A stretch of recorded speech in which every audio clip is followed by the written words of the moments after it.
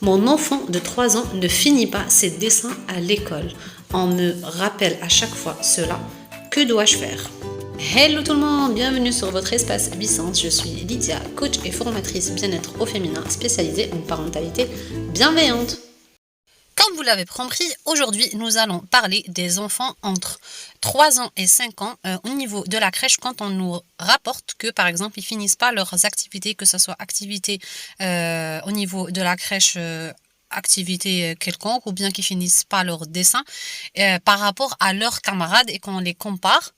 Et du coup, on a cette, comment dire, cette appréhension. Moi, personnellement, j'ai déjà vécu ça par rapport à mes enfants, ou par exemple, quand je posais la question par rapport à leur journée, comment ça s'était passé, tout ça, où la tata me disait, voilà, un des deux n'arrive pas à finaliser ses dessins, qu'il bouge beaucoup, qu'il aime bien se déplacer d'une chaise à une autre, qu'il ne finalise pas en fait une activité.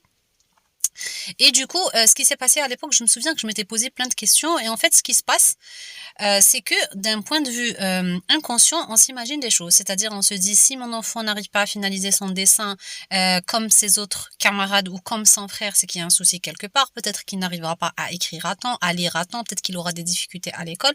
Ce qui, bien sûr, est complètement faux. Et même si c'est faux, et même si on se le dit, quelque part, notre inconscient nous fait imaginer plein de choses et on peut aller dans des choses comme ça qui peuvent nous alerter. Donc moi, ce que je voudrais transmettre aujourd'hui via cette vidéo, c'est que premièrement, il faut savoir ne pas comparer les enfants, c'est hyper important parce que chacun a son rythme, chacun a ses préférences. Par exemple, moi, mes deux garçons, donc j'ai des jumeaux qui sont nés la même date, qui ont eu les mêmes circonstances de naissance et tout, mais qui sont complètement différents. Et donc, du coup, un peut être très attiré par les livres, les activités manuelles, l'autre est plus attiré, par exemple, par tout ce qui est sensoriel, par tout ce qui est touché, démonté, par exemple les voitures et tout ça. Et en fait, ça, c'est aussi un aspect de leur différente intelligence. J'ai déjà fait une vidéo sur les intelligences multiples parce qu'il faut savoir qu'on a différentes intelligences. Mais le but aussi aujourd'hui, si vous voulez, je vous mettrai le lien de la vidéo par rapport aux multiples intelligences pour pouvoir justement déceler l'intelligence de nos enfants et même nous en tant qu'adultes. Mais ce que je voudrais vraiment faire passer comme message, c'est que de un, il faut arrêter de comparer les enfants parce que chacun son rythme, chacun ses préférences. Comme nous, adultes, nous avons chacun notre rythme et chacun nos préférences. On peut le voir à travers nos collègues dans notre job, même si on a les mêmes deadlines, mais on a chacun sa façon de voir les choses et chacun sa façon de travailler. Même au niveau de l'école, c'était la même chose.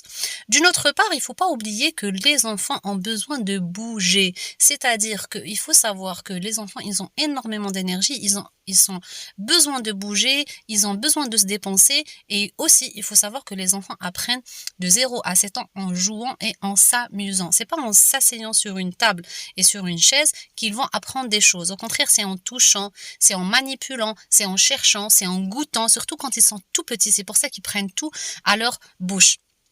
Et aussi, l'autre chose qu'il faut se mettre en tête, c'est que tous les enfants ont leur rythme. Donc, à nous de respecter leur rythme et à nous de nous adapter par rapport à ça. Et aussi, essayons d'attirer leur attention et de les, comment dire, de les motiver ou de leur donner une opportunité de développer leurs compétences. Comme l'exemple que je vous ai donné, par exemple, un enfant qui aime dessiner, on va lui donner encore des dessins, qui s'éclate à faire ça. Un enfant qui aime jouer avec les voitures montées et démontées, c'est que il aime faire ça et qu'il peut développer une intelligence kinesthésique par rapport à ça et aussi l'intelligence spatiale.